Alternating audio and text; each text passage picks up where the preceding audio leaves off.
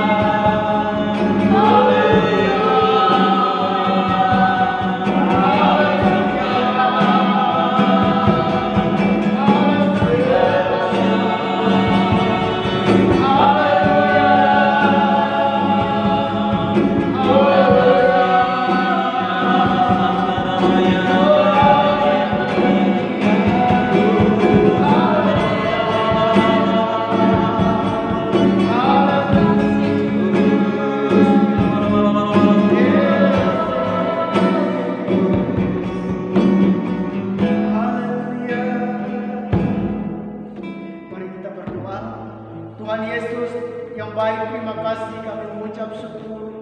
Kau masih menjaga, memelihara kami, dan saatnya kami mau mempermuliakan dan meninggikan nama Tuhan. Tuhan pimpin kami, biar ibadah kami hari ini menyenangkan hati Tuhan. Terima kasih Tuhan, kami menyerahkan ibadah kami dari awal hingga akhir berjalan dengan baik. Di dalam nama Tuhan Yesus kami berdoa, haleluya, amin. Haleluya. Haleluya. Kita puji Tuhan, kiranya kepujian kita sekarang telah tiba.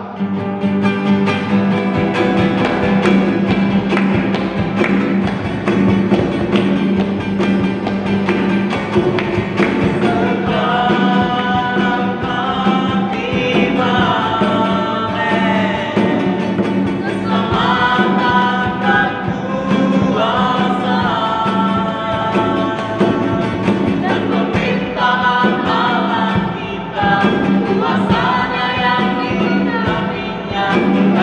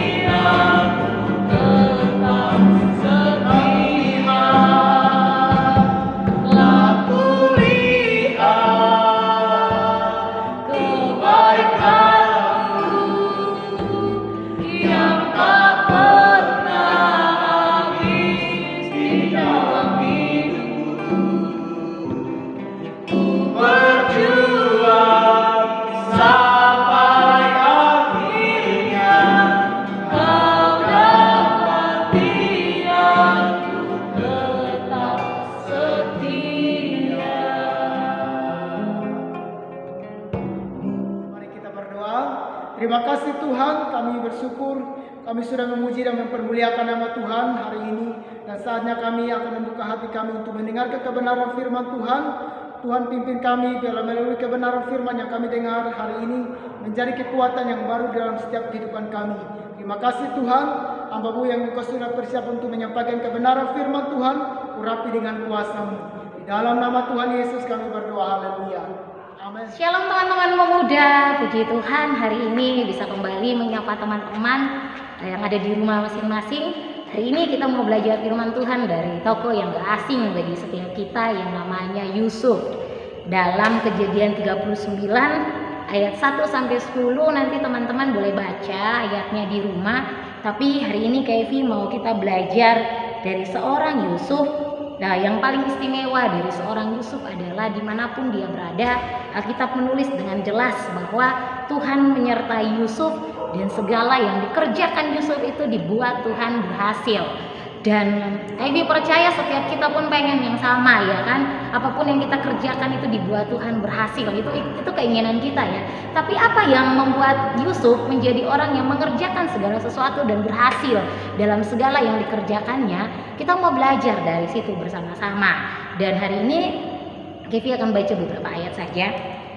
Kita baca dalam Kejadian 39 ayat 6. Segala miliknya diserahkannya pada kekuasaan Yusuf dan dengan bantuan Yusuf ia tidak usah lagi mengatur apapun selain dari makanannya sendiri.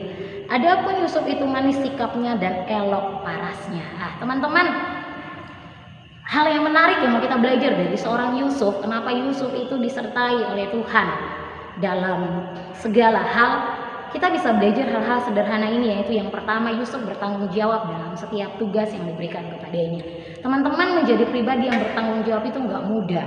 Seringkali kita menjadi anak-anak yang menggampangkan segala sesuatu, bahkan kita merasa bahwa itu bukan tanggung jawabku, jadi aku nggak mau lakukan. Tapi hari ini kita belajar dari seorang pemuda yang bernama Yusuf. Alkitab menulis bahwa Yusuf bertanggung jawab. Ketika dia bekerja di rumah Potifar nggak usah lagi melakukan apapun karena Yusuf melakukan semua tugasnya dengan baik dan bertanggung jawab dengan apa yang dia kerjakan. Karena itu, Kevin berharap kita menjadi anak-anak muda yang bertanggung jawab dengan setiap tugas yang diberikan Tuhan kepada setiap kita. Entah itu tugasmu di sekolah, entah itu tugasmu di tempat pekerjaan, entah itu tugasmu di rumah. Nah, Kak Evi berharap bertanggung jawablah dengan setiap tugas yang diberikan kepada kita. Yang kedua, apa sih yang membuat Tuhan menyertai Yusuf dalam segala hal yang Yusuf kerjakan? Di sini dikatakan, adapun Yusuf itu manis sikapnya dan elok parasnya. Manis sikap. Jadi Yusuf itu punya kelebihan banyak hal, udah cakep, gagah, dan satu lagi, Alkitab menulis manis sikapnya. Menjadi pribadi yang manis sikapnya. Manis sikapnya itu seperti apa sih? Manis sikap adalah sikap di mana ketika orang melihat kita, mereka melihat bahwa sikap kita itu menyenangkan. Kita adalah pribadi yang murah hati, pribadi yang baik, pribadi yang disukai banyak orang ketika kita berada di satu lingkungan, pribadi yang suka mengampuni, pribadi yang cinta akan Tuhan, itu terlihat. Dan Yusuf menunjukkan pribadi jadi satu sikap yang manis ketika dia ada di tengah-tengah bangsa yang bukan bangsanya, karena Yusuf dijual ke Mesir. Tapi walaupun Yusuf ada di Mesir, di satu bangsa yang tidak mengenal Tuhan, Yusuf nggak berubah sikapnya. Alkitab menulis bahwa Yusuf manis sikapnya. Itu yang membuat Tuhan suka pada Yusuf. Karena itu jadilah pribadi-pribadi yang manis sikapnya, pribadi yang menyukakan hati Tuhan dan sesama, pribadi yang menyenangkan ketika orang melihat sikap kita, mereka melihat ada Yesus dalam hidup kita. Sikap yang mau mengampuni, sikap yang mengasihi, sikap yang menghormati orang lain, sikap yang menyenangkan, yang ketika orang bersama dengan kita mereka jadi nyaman. Yusuf punya sikap seperti itu yang disukai sama Tuhan. Dan yang ketiga yang kita mau belajar, kita baca bahkan ayat 9 ya, bahkan di rumah ini ia tidak lebih besar kuasanya daripadaku, dan tiada yang tidak diserahkannya kepadaku selain daripada engkau sebab engkau istrinya. bagaimanakah mungkin aku melakukan kejahatan yang besar ini dan berbuat dosa terhadap Allah. Nah, teman-teman, hal ketiga yang menarik dari Yusuf, kenapa Tuhan menyertai dia dalam segala sesuatu, adalah Yusuf adalah pribadi yang takut akan Tuhan, atau pribadi yang mengasihi Tuhan dengan sungguh-sungguh. Nah, walaupun Yusuf ada di satu lingkungan yang jauh dari orang tuanya, situasi atau keadaan gak membuat Yusuf berubah sikapnya. Alkitab mencatat bahwa Yusuf tetap menjadi pribadi yang takut akan Allah dan gak berani berbuat dosa. Teman-teman, seringkali dalam kehidupan kita menjadikan alasan kita melakukan kesalahan atau dosa adalah karena aku punya orang tua yang gak mengasihiku. Mama papaku bercerai Kak Evi, jadi wajar aku jadi anak yang sekarang bersifat acu tak acu atau anak yang nakal. Lah wajar lah Kak Evi aku lakukan seperti ini, soalnya ada kata karena aku lakukan ini karena sesuatu terjadi. Teman-teman, kita belajar dari Yusuf. Entah orang tua ada bersama papanya, dia tetap jadi anak yang baik. Dia disukai oleh ayahnya, disayang ayahnya. Di rumah Potifar dia disayang oleh Potifar. Bahkan gak ada Potifar pun, Yusuf gak berubah. Yusuf tetap jadi pribadi yang menyenangkan atau yang takut akan Tuhan. Yusuf bisa aja berbuat dosa dengan istrinya Potifar karena gak ada yang lihat. Mama papa gak lihat, Potifar gak ada. Tapi Yusuf gak menjadikan itu sebagai alasan untuk dia berbuat dosa. Jangan jadikan karena orang tuaku bercerai maka aku wajarlah jadi anak yang nakal. Karena mama papaku gak peduli sama aku maka wajarlah aku jadi anak yang begini. Karena teman-temanku ada di teman-teman yang nakal maka wajarlah Kavi aku jadi anak yang nakal. Karena aku gak ke gereja lagi Kavi, jadi wajarlah aku gak berdoa atau gak beribadah. Gak. Belajar dari Yusuf, jangan jadikan alasan-alasan itu untuk membenarkan bahwa kita boleh melakukan sesuatu yang salah. Yusuf membuktikan bahwa walaupun tidak ada papanya, walaupun tidak ada Potifar, Yusuf takut sama Tuhan. Itu yang membuat Tuhan menyukai Yusuf dan Tuhan berkenan atas apapun yang dilakukan oleh Yusuf dan Tuhan buat itu semua berhasil. Teman-teman, maukah kita berhasil dalam segala sesuatu yang kita kerjakan? Kita lihat kunci Yusuf memberitahu kepada kita, yaitu yang pertama, Yusuf bertanggung jawab terhadap semua tugas yang diberikan kepada dia. Yang kedua, Yusuf memiliki sikap yang manis, menyenangkan hati Tuhan dan sesama. Yang ketiga, Yusuf takut akan Tuhan. Itu yang membuat Yusuf berbeda dan disertai oleh Tuhan. Kita berdoa. Tuhan, jadikan kami pribadi yang menyukakan hati Tuhan. Kami mau belajar dari seorang Yusuf bagaimana apapun yang dia kerjakan berhasil karena dia bertanggung jawab dalam setiap tugas yang diberikan kepada dia. Dia memiliki sikap yang manis dan takut akan Tuhan. Biar kami menjadi anak-anak muda dengan sikap seperti itu. Biar apapun yang kami kerjakan Tuhan berkati dan Tuhan buat berhasil. Kami bersyukur memiliki Tuhan Yesus yang baik dalam kehidupan kami. Berkati setiap kami anak-anak mudamu. Di dalam nama Tuhan Yesus kami berdoa. Haleluya. Amin. Shalom.